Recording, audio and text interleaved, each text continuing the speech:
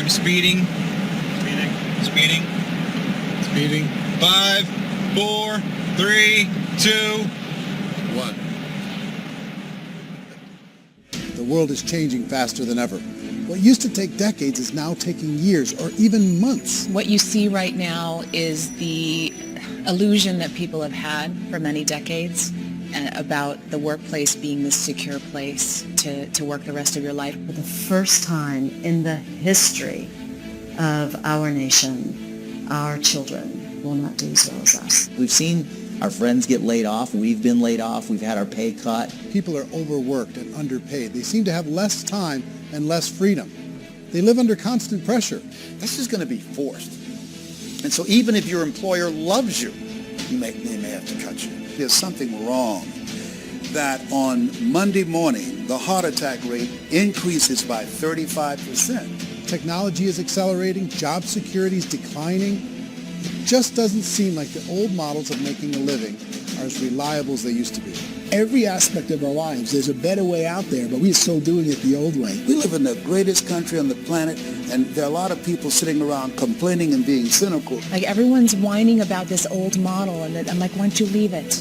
Look at all this over here. Look at all this opportunity. Since so much of our lives revolve around our work and the way we make our living, many people are thinking there just has to be a better way. The biggest challenge facing our world today is not making money, is what are we going to do with all the displaced, unemployed people? People are afraid that they're going to make the wrong decision. People are afraid of the unknown. People are afraid that maybe I don't have the skills. Hey, sports fans, industrial age is over. It's dead. It's dying. That's why going to school to get a job is an obsolete idea. A steady paycheck is an industrial age idea.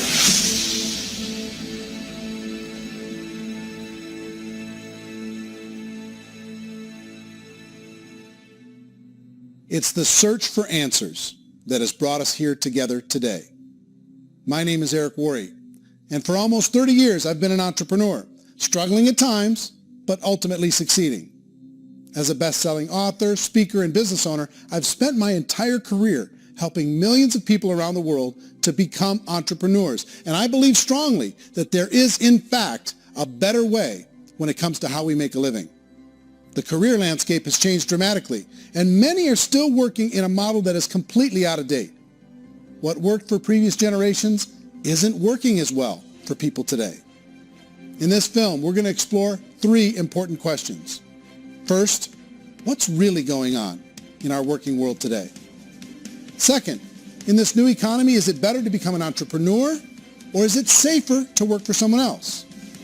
And third, if a person decides to become an entrepreneur and start their own business, how can they do it without taking on massive risk?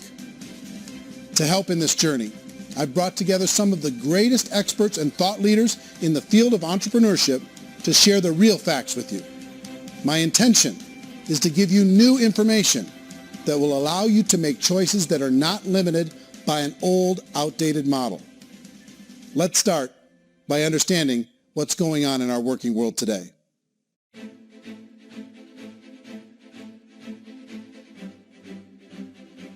Let's look at unemployment. 30-40% of the people are honestly not working, but would be working. What our government does is if you haven't found a job in 6 months, we don't call you unemployed. We pretend you dropped out of the labor force. I've often said that unemployment, particularly structural unemployment, that's unemployment due to technological changes, is the first sign of economic growth.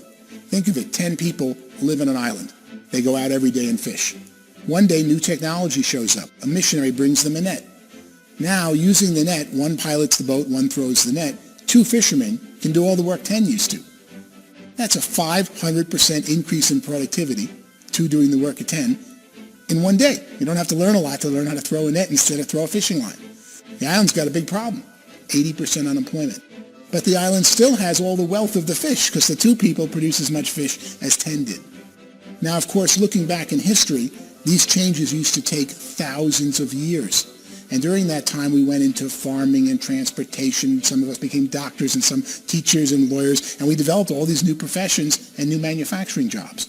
Today, these changes are occurring literally in one day when a new technological advance occurs. And we don't have the social structures to deal with it or to retrain the unemployed people. So one of the things that I think is interesting as I travel across the country and really travel around the world is the way that we work and the way we get paid for work is changing pretty dramatically. On a global basis, everything is being turned upside down because of the rapidly advancing technologies.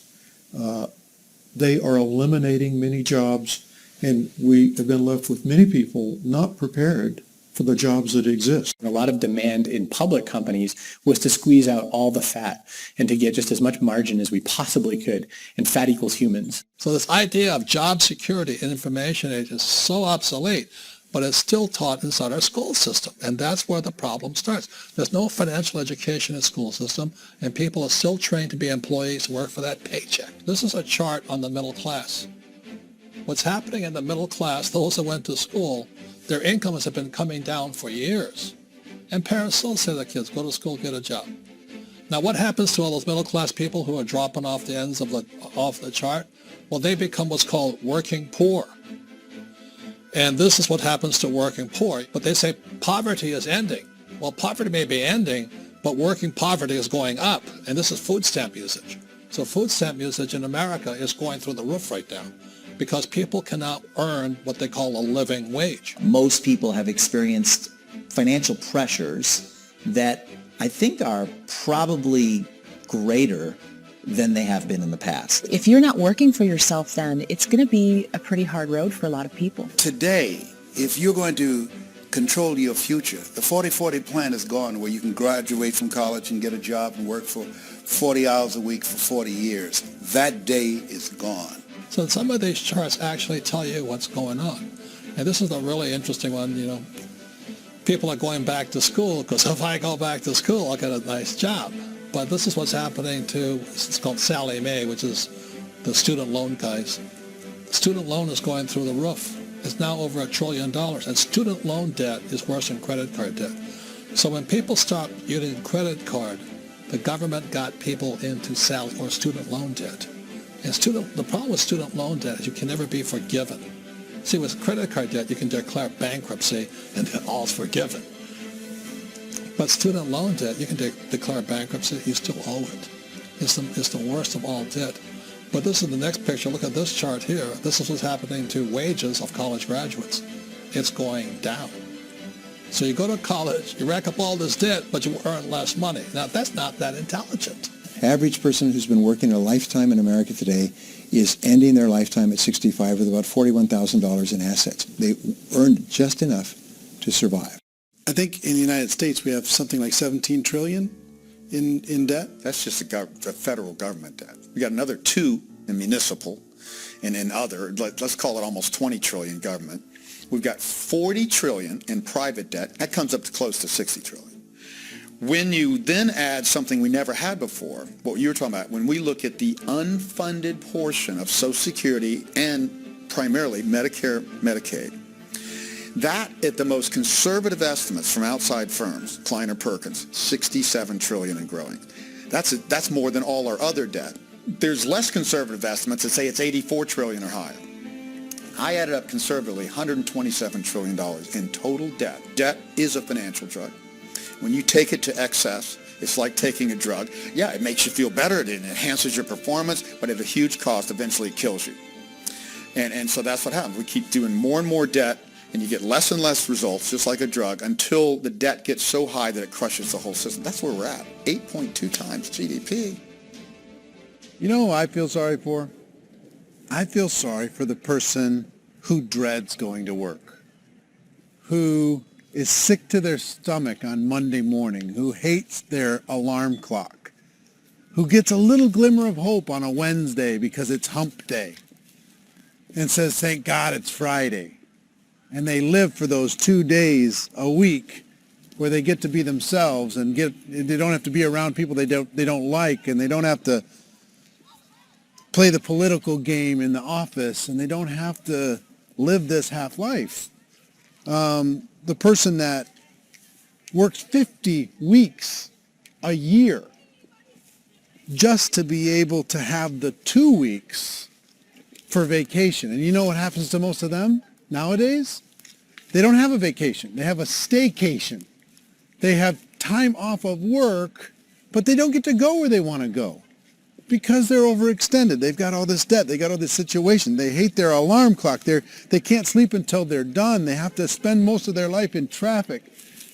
I feel sorry for that group of people because there's a better way. They just don't know it. I see this really interesting attempt at rugged individuality in a 6x8 rectangle, and I feel like you're all the same, except for the little push pins of the pictures. There's different pictures. Yours is named Jenny, and his is named Sujara, but it's the same people. And this is how they are, and they're just like the zombies, and there's no joy in there. There's no fun. There's always like the wacky woman who decorates her cubicle, and that's the most she can do there. You got to give her credits, right? The wacky cubicle woman. The basis for their life is worry. I'm worried, maybe I'll get fired. I'm worried maybe my company will go out of business. I'm worried I can't keep spinning the plates on paying the bills. I'm worried about how do I send my kids to college. I'm worried, what if the transmission in my car breaks? That's, 2 or 3, I can't fix it.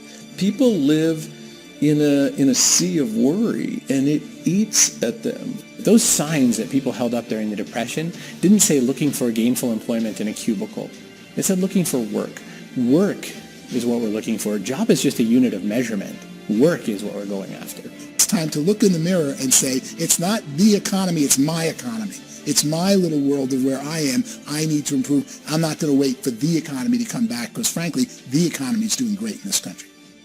So I'm here on Wall Street, the financial center of the universe, the financial capital of the world. This is where most people's money goes to at least be held for a time, right? With interest rates in banks being effectively zero, and many experts are predicting it's going to stay at zero for the next 10, 20, even 30 years, people feel like they don't have any choice but to put their future into equities, to put their future into the hands of other people on this stock market, and hope that the stock market goes up. Hope that the stocks that their advisors pick or that they pick goes up. That's one way to go, I guess. It's my personal belief that if you put your future into the hands of yourself, in other words, you have earning power by yourself, I think you're a better investment than these guys. I think controlling your future is a better option than handing over your retirement to these guys. The average household income in the United States is approximately $50,000 a year, what they call the middle class. To reach the top 25% of income earners, you'd need to earn at least $90,000 a year.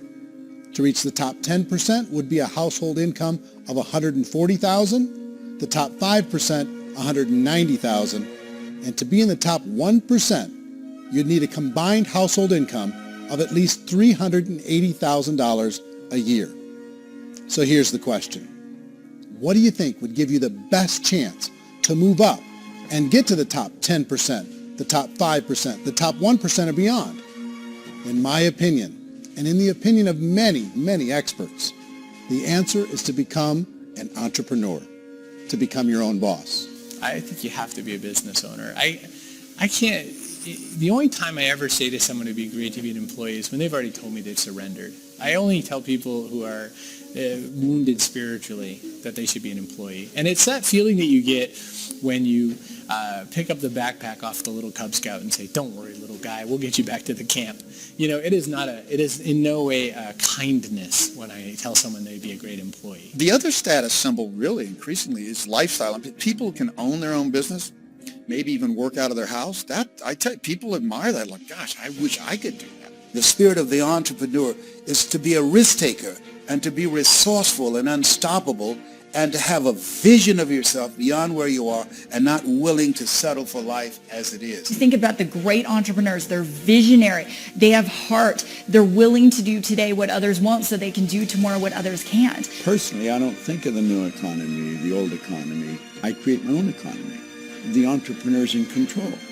I decide what the economy is going to be like. In the world of entrepreneurship, there are no limits. You can make as much as you want. depending on how much you want to work and how smart you are and how great a team you put together.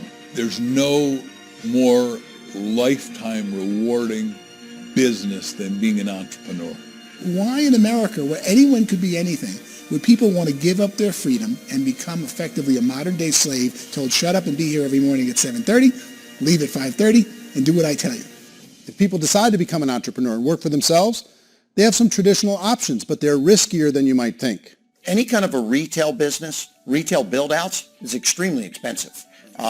Even just these small little yogurt stores where they're putting little yogurt machines and you get all the different flavors, you're spending $200,000-$400,000 to open a yogurt shop. I would love to buy a Dunkin' Donuts, but it's $500,000 or so to start.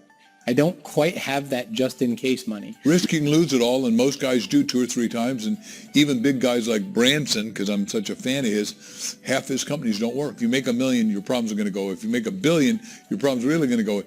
Just the opposite. You and I know when you're making $1 million, you get $1 million responsibilities. You make $1 billion, you got 1,000 times $1 million responsibilities. And most people say, I'd love to be my own boss. 70% of Americans would love to be their own boss, according to recent polls.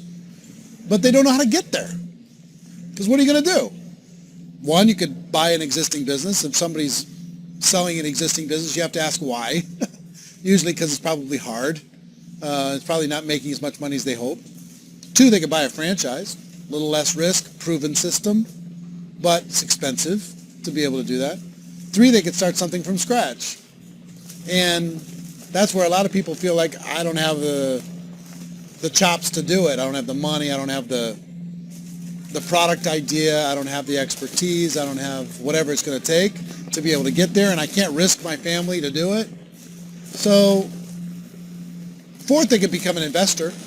A lot of people in this town invest to try and figure out a way, but you got to be pretty smart with that game too, right? Venture capitalists, who are the very best and most sophisticated in investing in new breakthrough businesses, make it on 1 out of 11. That means 10 out of 11 are mediocre or fail. Most of them fail. That's the risk there. An angel investor is lucky to get 1 out of 15 or 20. A business is a team sport. Like, I have to have accountants, I have to have engineers, I have to have system designers, I have to have sales, marketing, I have to have accounting, I have to have mission statements, I have to have legal and all that. The average Joe Schmo, even me, I go out there, I don't have the skills to put a business together. I think the bottom line for the 4 traditional options is they take money, sometimes a lot of it. They take expertise, and they take time. All of that adds up to just too much risk for most people. I bought a business from somebody else, and it was a lot of work. And, you start wondering, what did I just buy? Because I guess ultimately I own your email list, and I just overpaid for it. People that start their own business, they spend a lot of money, they spend a lot of time, a lot of effort to get things started. And the more you invest on the upfront, the harder you typically work at it. Well, I can tell you what the success rate is of a restaurant. What is it? They're crazy enough. About 90% of them fail. About 90%? In how quickly?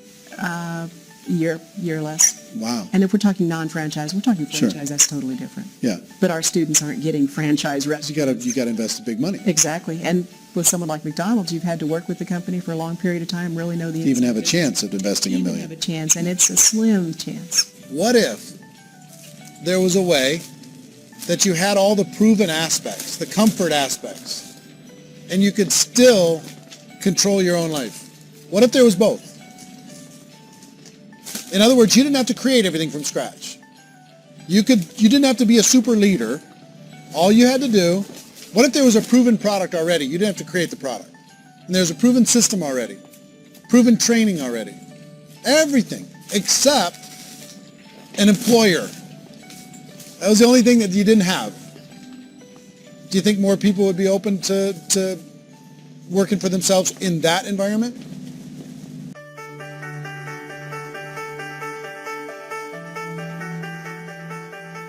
In our search for a better way to make a living, we've come to the conclusion that becoming an entrepreneur is actually safer than being an employee. And through our look at the entrepreneurial options, one particular path kept coming up from expert after expert. And I think most people will find it surprising because it's certainly a non-traditional business model. That model is for people to start their own business and become an entrepreneur through the creation of a network marketing business. Some people call it direct selling because the product is being sold directly from the manufacturer to the end consumer, cutting out the middlemen. Other people call it multi-level marketing, or MLM, because there are multiple levels of commissions paid. The most common term today is network marketing, because network marketing best describes using a large group of independent distributors, independent entrepreneurs, to move a product or service more efficiently. So my friend here, Donald Trump, and I, we always write about the network marketing industry. And the reason we support the network marketing industry is because it really is a business school for entrepreneurs. Because most people come out of school looking for a paycheck. Oh, that's terrible. I went to network marketing like that. I think if it didn't exist, we should invent it. It is that good. I think direct selling is a great way to do business today. It's very easy to get into that industry, and you can be self-employed, be, in effect, an entrepreneur. When we see multi-billionaires adding network marketing companies to their portfolio of companies, that would be a clue. When we see people who are very famous authors and very famous business people endorsing the industry, that would be a clue. These network marketing companies aren't $50 million companies. They're billions and billions of dollars. They lead the stock market. They're major companies. When we're going to get it? You know, and you're going to school to work for a paycheck. But if you want to be rich, be an entrepreneur. And network marketing gives you the spirit to be an entrepreneur. A traditional company will spend up to 50% of their total revenue on marketing. Network marketing companies use a different approach. Instead of having all that extensive marketing expense, they utilize a network of independent distributors to do the marketing for them. Now, why do they do this? First, because word-of-mouth advertising is so much more effective today than traditional media advertising. Second, some products need to be explained or demonstrated, and an independent salesperson can do that more effectively than an ad campaign. Third, it's completely efficient. The company only pays for the marketing of their product if a sale happens and not before. Imagine if Amazon allowed you to become an independent distributor and paid out 40% of its revenue to that distributor group. All you had to do as a distributor was recommend a product, and if a person bought it on Amazon, Amazon would take care of all the logistics, and you'd get paid for bringing the customer. Now imagine you got paid for every purchase that customer made for the rest of their lives. Well, Amazon doesn't offer this option, but network marketing companies do. 85% of all buying decisions in our society are made as a result of word of mouth or reputation. We're recommending things to each other all the time. You know, who's your dentist? Who's your doctor? Who's your lawyer? What detergent, are you using? What legal system are you using? What product are you using? We're talking to each other about the things that we love anyway. When you go into a big box retailer, you're lucky if the clerk looks you in the eye, much less gives you any detailed or accurate information about what you're purchasing.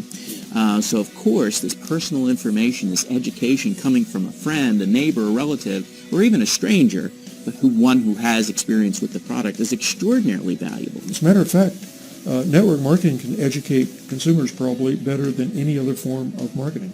It certainly can do better than advertising because advertising usually has a certain hype to it and you can only get limited information. So, network marketing trumps advertising. If you were a typical sales company and you wanted to sell $1 million a month worth of product, you might go find 100 superstar salespeople. The quota would be $10,000 a month. So network marketing as a distribution system just flips the numbers. So we use 10,000 happy, raving fans of a particular product, and we don't concern ourselves so much with how much product each one of them individually sells. If they sell just $100 or $200 a month, and there's 10,000 of them, you're selling $1 million to $2 million a month worth of product. And that's the best way I can explain how network marketing works. This is the marketing arm of the company. There's not money being wasted on bricks and mortar. There's not money being wasted on inventory that's sitting stagnant somewhere. There's not of employees standing around that don't have customers. These are people that are going to connect with customers. These companies allow people to become independent distributors for extremely low cost and with no minimum time or sales quota. Essentially, they own their own business and can provide as much or as little sales as they choose. In other words, the distributor gets all the benefits of traditional business ownership without the risk. The advantage of network marketing is the ease of entry, the low risk, and the low startup cost, because almost everything else has very high risk. You can get in for a minimal investment. You're buying into a system that's already been proven, products or services that have been proven to work. The keys to network marketing is providing an opportunity for the masses to get involved, providing an opportunity for the average person who doesn't have the resources to start their own business. All of this so far is fairly straightforward, but network marketing offers another benefit, and it's this benefit that makes it so interesting for entrepreneurs. Network marketing allows a distributor to build their own network of other distributors and then compensates them on the sales created by that entire group. Direct selling is, at its base, very simple. It's the sale of a product or service to an individual on a face-to-face, one-on-one basis, just the way we're talking right now. But there's an important element as well, and that's the offering in conjunction with that sale of product, the offering of an opportunity for someone to make something of themselves. No matter what your social status is, no matter what language that you speak, I mean, look how many unbelievable people are becoming successful that speak every kind of language out there. What an awesome gift to give the world. Instead of having to work your way up in a system and prove that you could be a sales manager, they just decided everybody can be a sales manager. Everybody gets to build a sales team from day one. And so what that brought into the system of growth as a direct selling company is the concept of compounding or geometric progression. Because now you can actually grow Salesforce very quickly because everybody is enrolling people in their own sales force. People who are like, oh, this is weird, I'm building a sales team. Or what do you think you do at a regular company? How do you think a regular company works? Network marketing is the only industry that doesn't say your past determines your future. It looks at your past and says, okay, now what can we train you to do so you can have a great future? Every other employer out there wants to exploit you for what you already know, not teach you something new. Network marketing has a potential to save the United States and the world because it's going to teach people not to be employees, but to be entrepreneurs.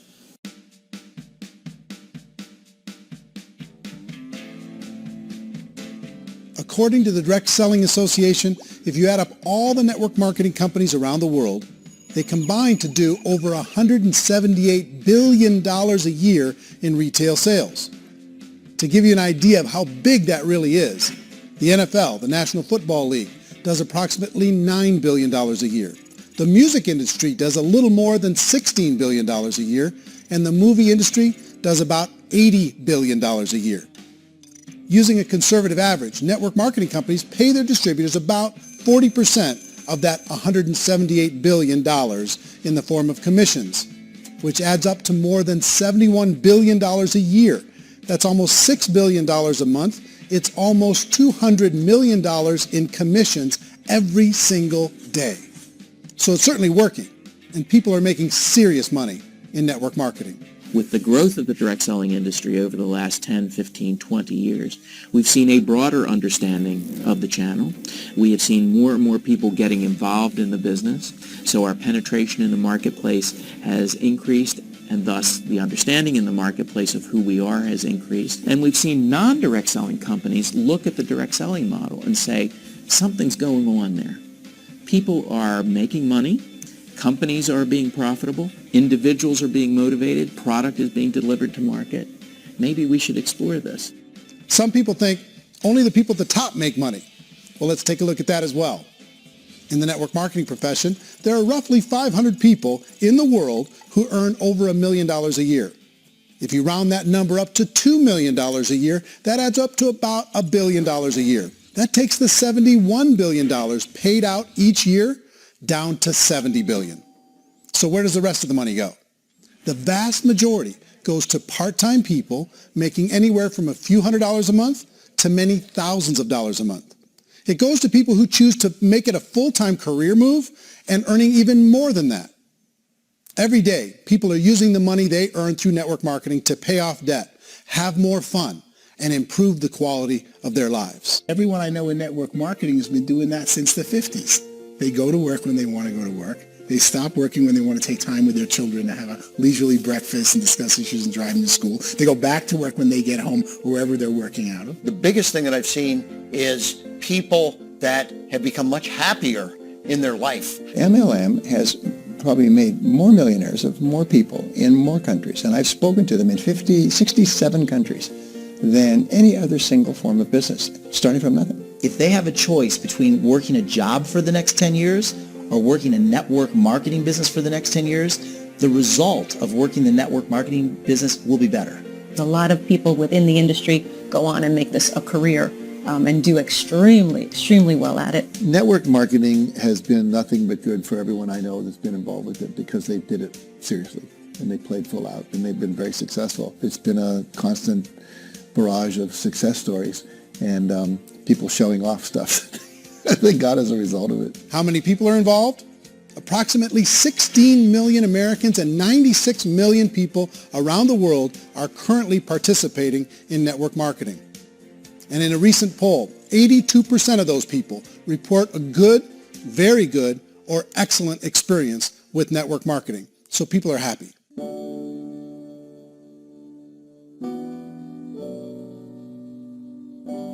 So I've taken a look at the network marketing profession and really tried to understand why so many people are confused as to the validity of this as a business. One is this pyramid shape. People get really messed up with this pyramid. Oh, it's one of those pyramid things. So I just think there are a lot of haters out there who really don't understand the industry and say, oh, it's a get-rich-quick scheme. It's a pyramid. Well, corporate America is a pyramid scheme. You know what I mean? It goes like this. You have thousands of MBAs, let's say working for Ford or General Motors or Coca-Cola. If all these MBAs are all trying to get to here, that's a pyramid. Only one guy's going to make it. Every 10 years, one's going to make it. Whereas you look at network marketing, it's like this. So you're here, and your job is to develop other CEOs coming up behind you. So it's an inverse pyramid. In network marketing, it's a very simple concept. If you sell product, you get paid. It is paid based on production. There is no first mover's advantage. There is no investment component where the more somebody spends, the more they're entitled to make. So the two are polar opposites of each other. It doesn't matter what shape the company is or the compensation plan is shaped, whether it's a circle or a pyramid or a triangle or a trapezoid, it doesn't matter. If compensation is coming primarily from recruitment, then you've got a problem. On the other hand, if an operation is basing their compensation to participants on the basis of sales, even when those sales are generated by people you've recruited, well, then you're a perfectly legitimate enterprise. That's the legal test. It's the practical test. Another issue that's been true in the past that is no longer true now is people used to be in network marketing loaded up with products that they couldn't sell, and they ended up a loser. They ended up with a bunch of product in their garage. They ended up with a bunch of products sitting in their kitchen shelves or whatever, and they thought they could sell it, and then they weren't willing to or able to sell it, and they ended up with a bunch of stuff, and they were bitter about it. There was this thing called front loading where you had to buy if you bought $25,000 worth of product, you got better commissions and all this. Today, it's almost all done by computer. It's direct mail comes from a warehouse somewhere else. You don't have to have all this inventory. You don't have to stock up. It's a paperless world now. Most of it's done online. You have a back office. It really works. And the technology has changed everything. Third issue is people start talking about 99% of people in network marketing don't make any money. Well, we've talked about that over the course of this journey together. Almost $200 million a day is being paid out to network marketing distributors around the world. The naysayers, the people who say that it doesn't work, are usually the ones who just don't know how to make it work for themselves. And so they're giving you an opinion, and I tell people, don't confuse people's opinions with expertise, because opinions are free. And don't confuse sincerity with the truth, because people can be sincerely wrong. But here's the reality inside of network marketing. The vast majority of people that get involved in network marketing just become customers, and they get involved to be able to purchase product at a lower price. If you take Costco as an example, if a person goes into Costco and gets a membership to Costco so they can get a lower price on the product, We don't call that person a loser because they have a bunch of product that they walked out with a smile on their face. Yet when some people want to take a look at network marketing, they say, well, those people, they're just using the product and they aren't earning an income, so they must be a loser. They're not a loser. They're a happy customer. That's the vast majority of people that are involved in network marketing. Now, a smaller percentage of those people decide to go build a business. They earn $300 a month, $500 a month, $1,000, $2,000. That's the bulk of earnings in network marketing. And then there's the few that really decide to take it serious, really decide to build a large network, really work to make that network very, very productive. And those people make huge amounts of money and there's no cap. What I do as an outside economist, just somebody looking at this industry like any other industry I speak in and say, look, what's the realities of this? 1% do incredibly well. 10% generate some additional income at pretty low risk and effort. That's not, and 90% of people roughly end up customers. One thing that I think is real when it comes to people's perceptions about network marketing is people put this, and distributors, I think, involved in network marketing have some responsibility for this. They have sometimes unrealistic claims about the product or about the income. Most people who become distributors, they want the money, they want to be successful, but they don't have the skills. They don't know what to do. And when people don't know what to do and they're in a new business, they're scared. And when they're scared, they panic and desperation kind of sets in. So they think everyone they talk to has to get in. So if I talk to you and you say, well, no, I don't have time to do that, they're like, no, I need you. You have to do this or I won't be successful. So I start clawing on you. I start that desperation. So then I start making claims about the product, which are not appropriate, probably not even true. Or I start saying, oh, let me show you how you can make all this money and you don't have to do anything, Eric. And so you just totally misrepresent the opportunity, and you're clingy with people because you think you need everybody to be successful, and you don't. You know, one of the messages that I try to deliver most forcefully to companies as well as salespeople in direct selling is that you don't have to overpromise. The reality is in network marketing, there's a lot of hard work involved. There's a lot of effort. You're going to have to develop yourself. It's a business like anything else. It's going to take some time, but in my opinion, it's better.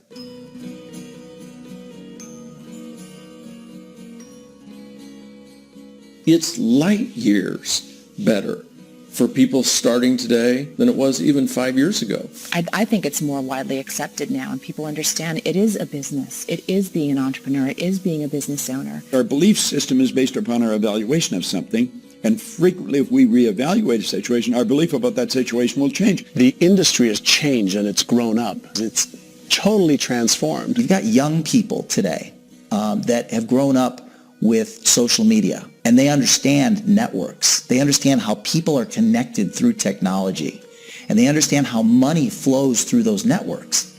So when they see network marketing, they don't see it the way their parents saw it. And we've all learned, the larger industry that you represent, has all learned from those mistakes and flaws and errors that have happened early on. Early algorithms didn't work the right way. That's all fixed. It's like when they design a computer program, they design the program, then they run it, and then they go back through and they debug it. The MLM industry has been debugged. This is the day of being virtual, being able to run a business from your mobile phone. I mean, it's incredible. Companies are getting smarter. They're implementing more consumer protections. They're implementing more compliance training. They're doing more with respect to product research. If you do get involved and you make purchases of inventory, even on a voluntary basis, if you decide that this business is not for you, you can leave and have that inventory repurchased by the company. There's no other business that offers that kind of protection on a voluntary, self-regulatory basis.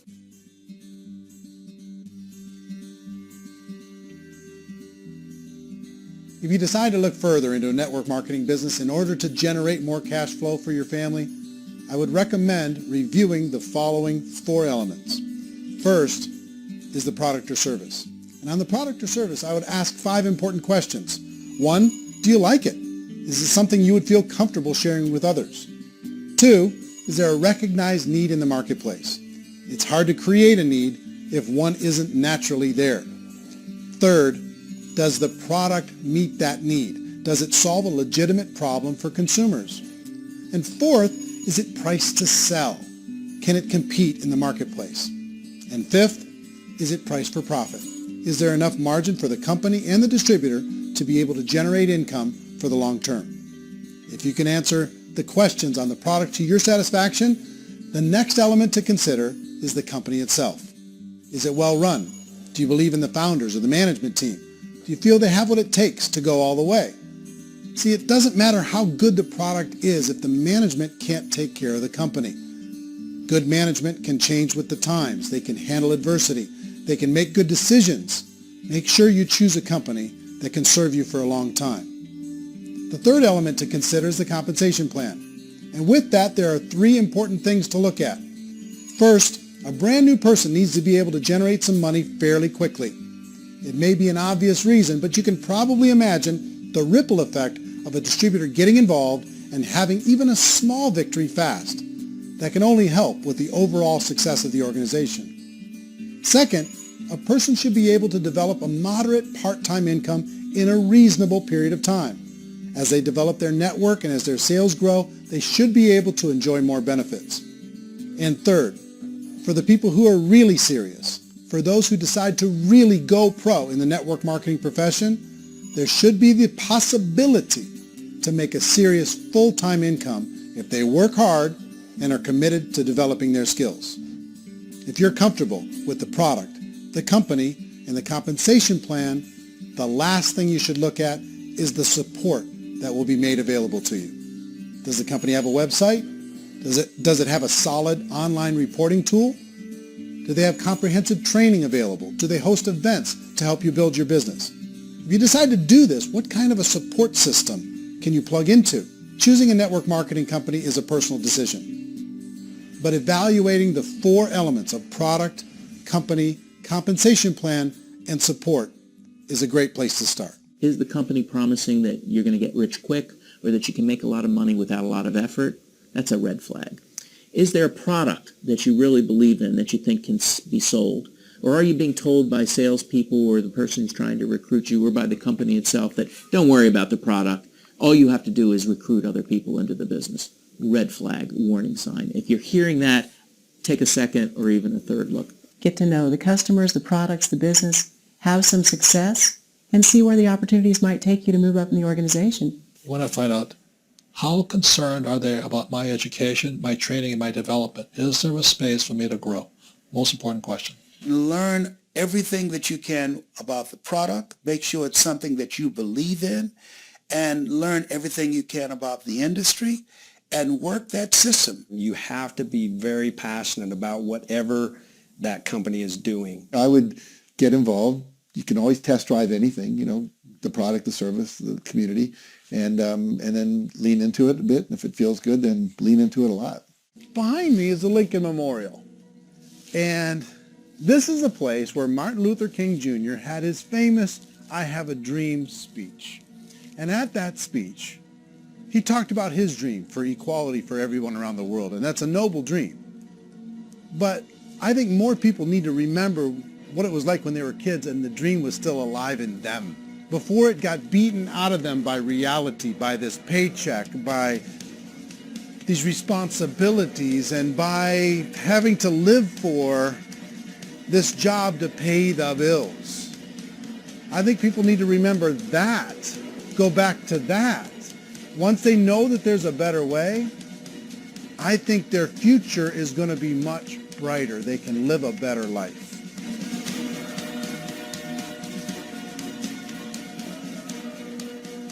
So if you're considering getting involved in a network marketing company, let me offer you just a few pieces of advice. First, network marketing isn't perfect. It's emotional. It's challenging. Like any entrepreneurial venture, it can have its up days and its down days. But if you have an entrepreneurial bone in your body, it's just better. Second, if you're going to do it, decide to be professional. Decide to go pro.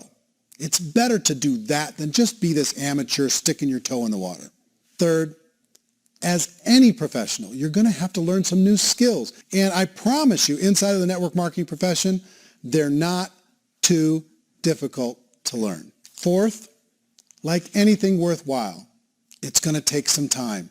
Don't expect that you're going to get to the finish line right out of the gate. And fifth, it's worth it. It's worth it to be able to take charge of your life again. It's worth it to be able to control your own financial situation. It's worth it for the people you're going to be able to spend time with. It's worth it for the things you're going to be able to see and the experiences you're going to be able to experience. It's worth it for the causes you're going to be able to contribute to, the lives you're going to be able to touch, the customers you're going to be able to help, the friendships you're going to be able to develop. I promise you, it's worth it. Remember, most people are searching for answers just like you are. But I do have to tell you the catch to network marketing. If there is a catch, if you want to understand this from an emotional point of view, people say, well, it sounds too good to be true. It's not. It's hard work. But here's the catch. Most people still don't understand it. So you're going to have to endure the loss of social esteem from ignorant people. The uneducated will think less of you. Now, if you can handle that, you're on your way. If that's going to destroy you, you know what? Entrepreneurship in general probably isn't in your future. If you can face that catch, you can become unstoppable. I want everyone to really contemplate this if they're not in network marketing. You're in a job, you probably have a mortgage, you have rent, you have debt, whatever's going on. You're in a prison. You work just hard enough to keep them from firing you, and they pay you just enough to keep you from quitting. Come on! I've been there, done that, and bought that T-shirt. In network marketing, if you run into failure, it's really just a homework lesson for yourself. There's no one to blame. You really have no excuse not to be successful. You just don't. People don't want to hear that, but there's so much available to you. If you want to be a good network marketer, be a student to the people above you, be a fellow traveler to the people on the same level, and be a teacher to those below, and know when it's appropriate to do which. People who are not afraid of asking people to buy things, or not afraid of persuading people with a chance they may say no, these people own the future. Nothing happens until something moves. So you got to go move, you got to go do something, or nothing's going to change in your life. In the beginning, you're going to do a lot of things that you don't get paid for. But as you go down the road, you get paid for a lot of things that you don't do. And your job is rehabilitate the spirit, the entrepreneur spirit in all of us. You get it back. Either give it a strong yes or a strong no, but no wishy-washy, dilly-dally stuff in the middle. There's dreams and there are nightmares, but I believe that the biggest nightmare of all is when you don't pursue your dream. You're going to see some monumental growth in this profession. It's an exciting, exciting time to be involved with the network marketing profession. The next 10 years, I see just exponential growth. When that tipping point comes, it's not a matter of asking somebody, have you ever heard about network marketing? You're really asking them, which company are you building your wealth in? We are here to fix the world, to improve relationships with other people, to improve other lives. And the real reward comes as an entrepreneur at any level from teaching somebody something and watching them soar. There is no greater reward.